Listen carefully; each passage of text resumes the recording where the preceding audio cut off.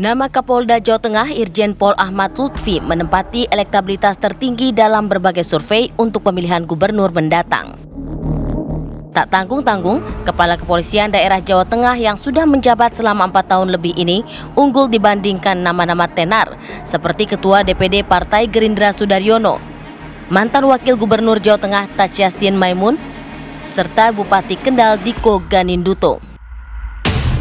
Sementara nama putra bungsu Presiden Joko Widodo, Kaisang Pangarep, belum menunjukkan elektabilitas yang signifikan.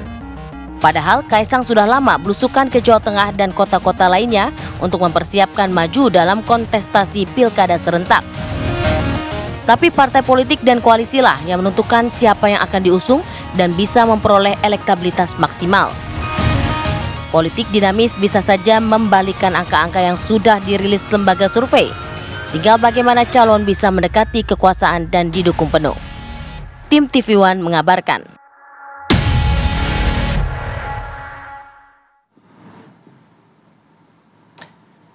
Ya, mantan Gubernur Jawa Tengah Ganjar Pranowo ini juga ikut merespon soal wacana Kaisang Pangarep untuk maju di Pilkada Jawa Tengah. Ganjar menyebut bahwa Kaisang punya Partai Solidaritas Indonesia atau PSI. Bahkan Kaisang juga menjadi ketua umum di partai tersebut. Nah, nantinya partai yang akan menentukan langkah Kaisang dalam pilkada. Nah, sebelumnya Kaisang memberi sinyal bahwa ia akan maju dalam Pilkada Jawa Tengah. Namun ia belum memutuskan apakah maju sebagai bakal calon gubernur atau calon wakil gubernur. Kalau soal Kaisang Pak yang katanya akan maju di Pilkada Jateng, ada komentar? Ya, saya kira dia punya partai, dia ketua partai, pasti partainya yang akan menentukan. Oh. Risiko kita rendah cuma ini segini.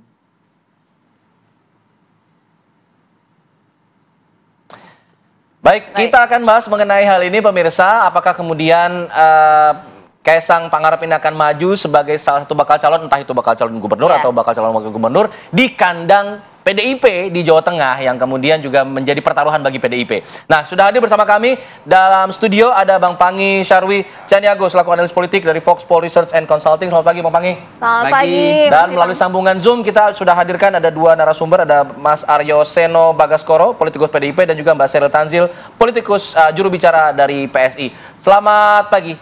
Selamat pagi Mas Seno dan Mbak Sheryl. Selamat pagi. Ya, selamat pagi teman-teman semua.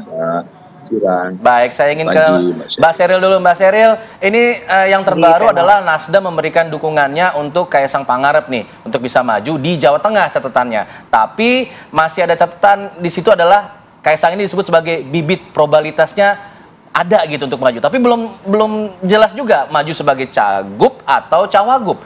Sebenarnya seperti apa kemudian langkahnya dari PSI ini untuk Kaisang Pangarep? Ya, terima kasih. Ini pertanyaan yang sudah bergulir wacana sekitar 1-2 bulan belakangan ini ya. Dan dari PSI hingga saat ini kami belum pernah menyatakan bahwa akan maju di daerah mana, sebagai apa, dan apakah memang akan ikut serta dalam kontestasi pilkada ketum kami. Tapi yang jelas beginilah, kami sangat mengapresiasi karena justru banyak partai-partai yang melirik sosok ketum kami ya Mas Kaisang. Misalnya dari Golkar, ketika kami bertandang ke Golkar, mereka sudah menyodorkan nama yaitu untuk calon wakil gubernur kalau Kaisang mau maju di DKI. Lalu PKS, Presiden PKS menyatakan siap mendukung jika Mas Kaisang maju di Jawa Tengah. Dan terakhir adalah Nasdem seperti yang tadi Mas katakan. Intinya kami apresiasi ya, tapi memang kami masih mencoba melihat kemungkinan-kemungkinan yang terjadi di lapangan dan akar rumput masih cair. Masih ada sekitar 1 bulan lah untuk menentukan langkah kami. Kami belum bisa memutuskan ya. Tapi yang jelas begini, kami melihat bahwa Jawa Tengah ini berhasil melahirkan pemimpin-pemimpin terbaik di Indonesia. Salah satunya adalah Pak Jokowi misalnya ya, yang sudah 2 periode memimpin Indonesia sebagai presiden. Dari sini kita melihat bahwa pemilih di Jawa Tengah merupakan pemilih yang kritis dan mereka pintar.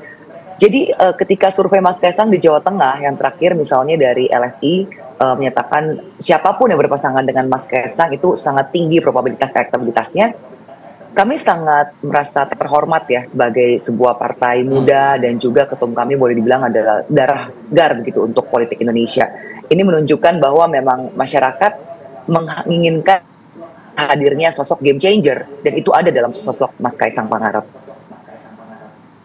Ya, Mbak Sheryl, kalau misalnya andaikan sudah ditentukan pilihannya antara Jawa Tengah atau Jakarta, artinya hitung-hitungannya lebih fokus kepada apa? Elektabilitaskah menurut survei-survei yang sudah ada, atau dengan siapa koalisi itu akan bersama-sama? Dalam pemilu itu kan ada beberapa faktor penentu untuk sebuah keputusan akan maju di daerah mana dan juga untuk menentukan faktor kemenangan ya. Tentunya kita akan melihat pada data saintifik yaitu data survei. Saat ini memang survei paling tingginya itu adalah di Jateng. Di DKI sendiri ini masih ada waktu sekitar 1 bulan ya. Kemarin saya ikut dalam launching survei indikator untuk probabilitas yang tidak menjawab itu kan masih sekitar 20% begitu. Jadi sebenarnya baik Jawa Tengah maupun DKI ini masih ada waktu sebulan lah, survei ini kan masih naik turun. Tapi selain melihat survei tentunya memang betul kata Mbak tadi, kita akan melihat partai-partai mana yang akan mau mengusung, karena itu sesuai dengan undang-undang ya, perlu sekian persen dari kursi yang ada di DPRD yang mau mengusung. Di DKI kami punya 8 kursi, di Jateng meskipun kami punya 2 kursi, tapi bagaimanapun juga Kim merupakan sebuah kekuatan ya. Dan kami akan tegak lurus dengan Kim, kita akan berkonsolidasi di dalam, karena pada hakikatnya ketika kita mau mendukung bagaimana nanti pemerintahan Prabowo Gibran, kita perlu memilih sosok-sosok figur-figur kepala daerah yang akan inline dalam menjalankan program pusat supaya ada percepatan dalam menjalankan program pusat. Karena kita tahu saat ini di beberapa daerah ketika misalnya ada ego sentris dari dari kepala daerah yang ternyata partainya mungkin tidak mendukung pusat, itu akan sangat sulit untuk menjalankan program-program di daerah tersebut. Baik, kalau bicara Jawa Tengah, tentu tidak afdol kalau kita bicara mengenai PDIP yang selama ini juga sudah menguasai Jawa Tengah. Tentu saya akan tergelitik kalau saya di PDIP kalau melihat narasi-narasi yang mengatakan bahwa siapapun dipasangkan dengan Kaisang pasti akan menang di Jawa Tengah. Nah, bagaimana kemudian tanggapan dari PDIP yang sampai saat ini kita belum dengar nih, siapa calon akan diusung oleh PDIP di Jawa Tengah? Karena memang sebelumnya Pak Ganjar Pranowo kan sudah 2 periode tidak bisa maju lagi. Ada tokoh-tokoh lain yang punya kans untuk bisa melawan Kaisang Pangarep, Mas Eno?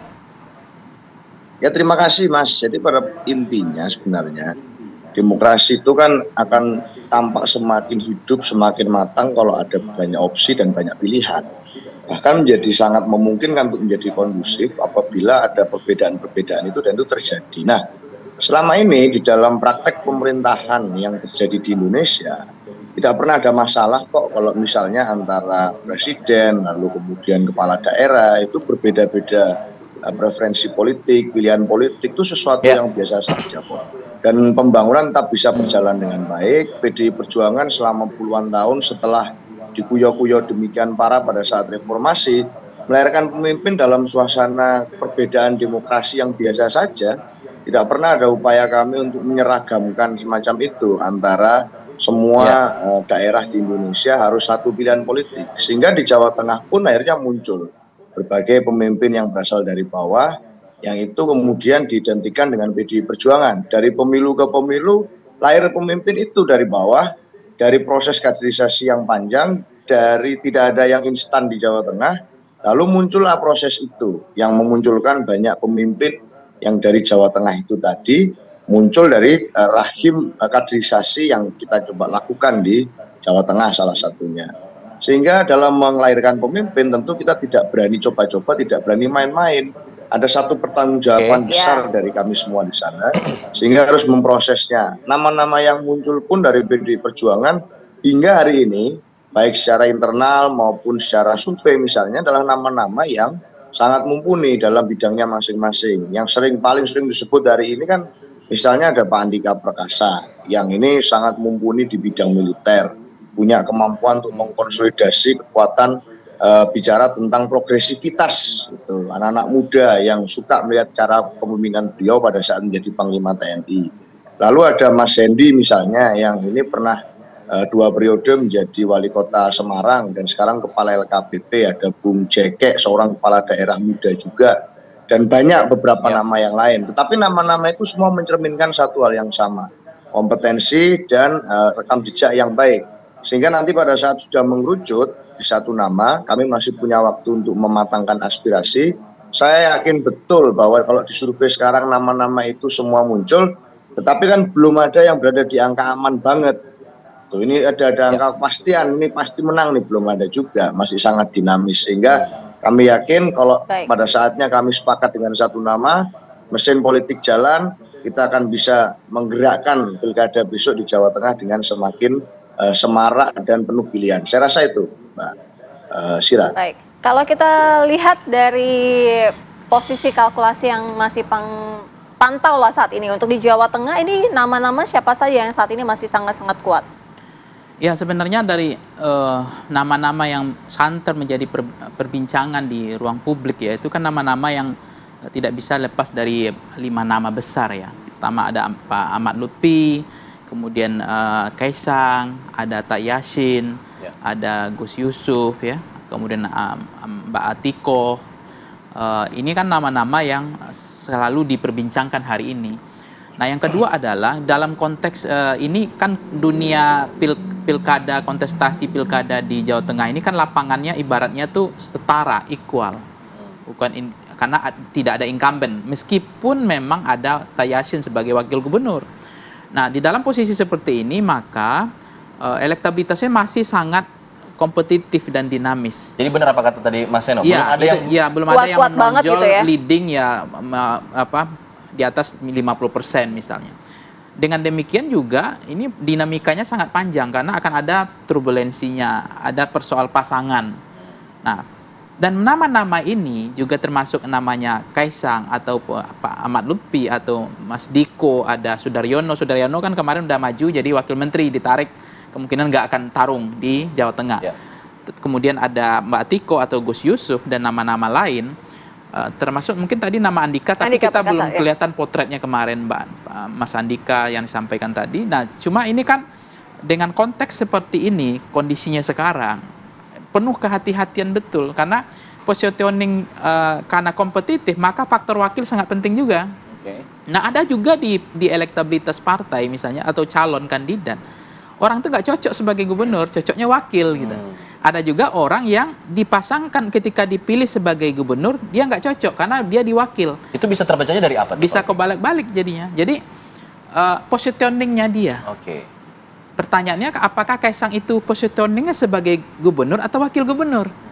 Nah, survei yang kita lihat kemarin itu trennya memang Kaisang lebih cocok sebagai wakil gubernur. Tapi kita nggak tahu tren ke depannya gitu. Nah, PDIP yang kedua adalah PDIP juga misalnya dia tidak terkonsentrasi pada center of kandidat atau figur. Karena mirip dengan PKS di Jawa Barat kandangnya. Jadi siapapun yang diusung nanti elektabilitasnya naik sendiri. Trackingnya bagus ini. Karena apa? Karena dia bertarung dengan mesinnya juga. Mesin politiknya. Jadi dia bicara bukan berarti persoalan dalam pilkada adalah personalisasi kandidat. Tetapi konteks ini dia sangat level confident bahwa kami nggak terlalu pusing soal figur itu karena kami dianggap punya mesin. Nah, yang ketiga adalah tentu Pak Jokowi juga akan mengkalkulasi, menghitung ulang, mencermati. Saya pikir pasti dia akan memutuskan apakah akan betul-betul maju di kandang banteng memasang Kaisang sebagai gubernur atau wakil gubernur, atau kemudian mempercayakan melanjutkan ke Ahmad Lutfi sebagai bagian dari Pak Jokowi juga, termasuk PSI juga mendukung beliau selama ini. Tapi sampai sekarang PSI juga masih bimbang kan, apakah Ahmad Lutfi diteruskan atau ditarik kembali, kemudian dimajukan Kaisang, atau Kaisang apa yang disampaikan Presiden Jokowi mengatakan sama-sama menarik, di DKI menarik, di Jawa Tengah menarik. Tetapi persoalannya di Jawa Tengah tidak semudah itu juga karena akan berhadapan dengan PDIP. Mesin partai di PDIP, partai ID-nya di PDIP kan tinggi sekali. Kita akan dalami ya, masih mengenai nama-nama dari calon itu sendiri dan juga pasang-pasangan dari parpolnya itu akan kami dalami. Usai jeda kami segera kembali.